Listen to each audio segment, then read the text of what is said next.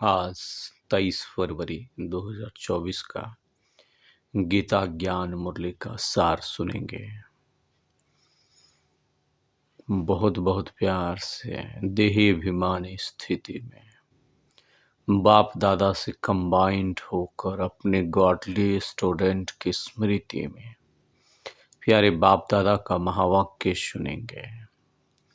मीठे प्यारे बाप दादा बोले, शिव भगवान वाच, मीठे बच्चे अपना चार्ट रखो तो पता लगे कि हम आगे बढ़ रहे हैं या पीछे हट रहे हैं। देह अभिमान पीछे हटाता है। शिव बाबा कहते देह अभिमान पीछे हटाता है और देही अभिमानी स्थिति आगे बढ़ाती है। इसलिए हम सभी ब्रह्मावत्सों को निरंतर देही अभिमानी स्थिति में स्थित रहने का पुरुषार्थ करना चाहिए। सारे दिन में बीच बीच में बाबा बोले हैं, देही अभिमानी स्थिति में रहने का आदत डालो। आज शिव बाबा प्रश्न करते हैं, सतयुग के आदि में सतयुग के आदि में आने वाली आत्मा और देरी से आने वाली आत्मा में मुख्य अंतर क्या होगा। सतयुग में आदि में आने वाली आत्मा और देरी से आने वाली आत्मा का अंतर क्या होगा। सतयुग, त्रेता युग, द्वापर युग, कलयुग, 4 युग है। तो हम सभी पहले बाबा कहते सतयुग। सतयुग में आदि और सतयुग के लास्ट में लास्ट 8वां पीढ़ी में आने वाली आत्मा का निशानी क्या होगा। पहला नंबर पीढ़ी माना 9 लाख में आने वाली आत्मा एंड 2 करोड़ में आने वाली आत्माओं का क्या क्या निशानियां होंगी। 9 लाख के बाद सेकेंड जन्म में हम कहेंगे। बाबा कहते आदि में आने वाली आत्माएं सुख का चाहना रखेगी, क्योंकि सतयुग का आदि सनातन देवी देवता धर्म सुख देने वाला है और देरी से आने वाली आत्मा को सुख मांगना आएगा ही नहीं। वह शांति शांति मांगेंगे। बेहद के बाप से सुख शांति का वर्षा हर आत्मा को प्राप्त हो जाता है। बाबा कहते जो शुरू में आने वाली आत्मा रहेगी वो अथाह सुख मांगेगी और बाद में आने वाली आत्मा शांति मांगेगी। शांति शांति कहते रहते हैं। यूं तो बाबा हर एक बच्चों को सुख और शांति का वर्षा, हर एक आत्माओं को सुख और शांति का वर्षा दे देते हैं। तो सतयुग के आदि में आने वाली आत्मा अथाह सुख बाबा से प्राप्त करना चाहेगी और बाद में आने वाली आत्मा केवल शांति की बात करेगी। ये मीठे प्यारे बाबा सीक्रेट पॉइंट समझाए हैं। अब हम सभी आज की गीता ज्ञान मुरली का सार सुनेंगे। धारणा के लिए मुख्य सार जिसमें बाप दादा बताए हैं।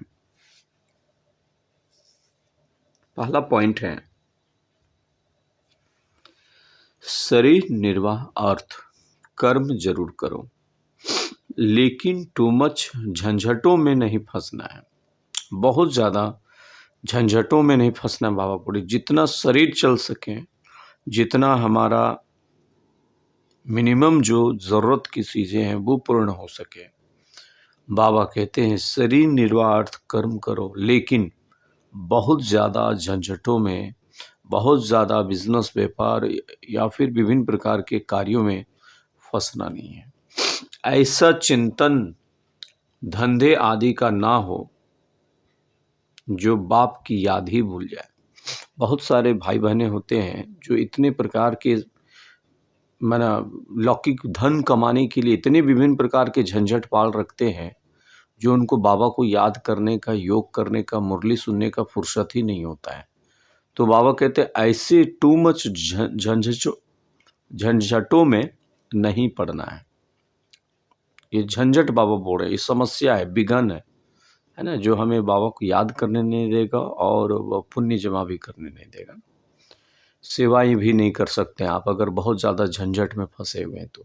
दूसरी मुख्य पॉइंट है, अनेक मनुष्य मतों को छोड़कर एक परमात्मा बाप की मत पर चलना है। संसार में क्या है, अनेकों अनेक प्रकार के मनुष्यों के मत हैं, लेकिन अभी संगम युग में हम सभी ब्रह्मा कुमार कुमारियों को ये सत्य ज्ञान मिला है कि सर्वशक्तिमान परमात्मा बाप, केवल एक परमात्मा बाप के ही मत पर चलना है। किसी भी मनुष्यों के मत पर इस संगम युग पर नहीं चलना है। एक परमात्मा बाप की ही महिमा गानी है, और महिमा योग्य तो कोई है भी नहीं, इसलिए एक की ही महिमा गानी, एक बाबा बाप को ही प्यार करना है, बाकी सबसे मोह को निकाल देना है। मोह निकालना, कर्तव्य जरूर करना है, परिवार के बीच में रहना है, लेकिन बाबा बोले मोह केवल एक बाबा से ही करना है, प्यार एक बाबा से ही करना है। कल भी बाबा इस बात पर शिक्षा दिए थे, किसी भी देहधारी से, किसी के देह से प्यार नहीं करना है। तो फिर से पुनः बाबा याद दिलाए कि एक बाबा से ही प्यार करो, और बाकी किसी से भी प्यार, बाबा कहते देह का नहीं होना चाहिए, बाकी सब प्रकार के मोह को निकाल देना है। आज सदगुरु बाबा हमें वरदान दे रहे हैं, बेहद की वैराग्य वृत्ति द्वारा पुराने संस्कारों के वार से सेफ रहने वाले मास्टर नॉलेज फुल भवो। एक बहुत सीक्रेट बात समझना है, जैसे जैसे हम सभी पुरुषार्थ में आगे बढ़ते हैं, ज्ञान योग में पढ़ाई बहुत अच्छी रीति से करते हैं, तो बाबा कहते पुराना संस्कार वार करता है। इसलिए बाबा बोले बेहद की वैराग्य वृत्ति द्वारा पुराने संस्कारों के वार से सेफ रहने वाले मास्टर नॉलेज फुल भवो। पुराना संस्कार का वार नहीं होना चाहिए, और अगर वो परीक्षा रूप में इमर्ज हो रहा है तो उसे हमें पास करना है, कभी भी हार नहीं खाना। इसलिए बाबा बोले मास्टर नॉलेज फुल भवो। आज का विस्तार है, पुराने संस्कारों के कारण सेवा में व संबंध संपर्क में विघ्न जरूर पड़ते हैं। पुराना स्वभाव संस्कार क्या? रावण का संस्कार, 5 विकारी संस्कार, ईर्ष्या द्वेष घृणा का संस्कार। तो बाबा कहते ये संस्कार बीच बीच में क्या करता, सेवा में जरूर विघ्न डालता है, संबंध संपर्क में भी विघ्न डाल देता है। संस्कार ही भिन्न भिन्न रूप से अपनी तरफ आकर्षित करते हैं। ये पुराने संस्कार ही भिन्न भिन्न रूप से अपनी तरफ आकर्षित करते हैं। जहाँ किसी भी तरह, बाबा करे किसी भी प्रकार, किसी भी तरफ आकर्षण है, वह बाबा कहते हैं भाग्य, बाबा कहते हैं नहीं हो सकता है। संस्कारों का छिपा हुआ अंश भी समय प्रमाण वंश का रूप ले लेता है। इसलिए किसी भी प्रकार का संस्कार का अंश भी नहीं होना चाहिए, नहीं तो फिर वो वंश बना देगा, अनेकों अनेक प्रकार के संस्कार को इमर्ज कर देता है, परवश कर देता है। इसलिए नॉलेजफुल बनो, बाबा बोले बेहद की वैराग वृत्ति द्वारा पुराने संस्कारों को, संबंधों को, पदार्थों के वार से तुम मुक्त बनो। बेहद के वैराग वृत्ति को धारण करना, अर्थात हर प्रकार के मोह से, अटैचमेंट से बिल्कुल मुक्त। तो बाबा कह रहे जब हम बिल्कुल निर्मुक्त रहते हैं तो पुराने संस्कार, पुराने संबंध, पुराने पदार्थों के वार से मना बच जाते। बाबा कहते मुक्त बनो तुम, तभी तुम सेफ रह सकेंगे। बेहद का वैराग वृत्ति को धारण करना है। आज मीठे प्यारे बाबा बोले हैं, आज का स्लोगन है माया से निर्विघ्न बनो और आपसी संबंधों में निर्माण बनो। माया से निर्विघ्न बनो, निर्भय बनो।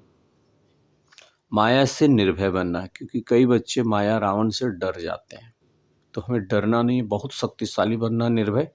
लेकिन आपस में जो संबंध है हमारा, ईश्वरीय परिवार का हो या लौकिक संबंधों में भी है, तो बहुत उसमें निर्वाण बनना है। किसी भी प्रकार का देह अभिमान नहीं आना चाहिए। तो ये मीठे मीठे प्यारे प्यारे बाप दादा का महावाक्य आज का था। तो प्यारे बाप दादा का बहुत प्यार से शुक्रिया करें। ओम शांति मेरा मीठा प्यारा बाप दादा। शुक्रिया बाबा, शुक्रिया आपका। पद्मा पदम गुणा, शुक्रिया शुक्रिया शुक्रिया। ओम शांति।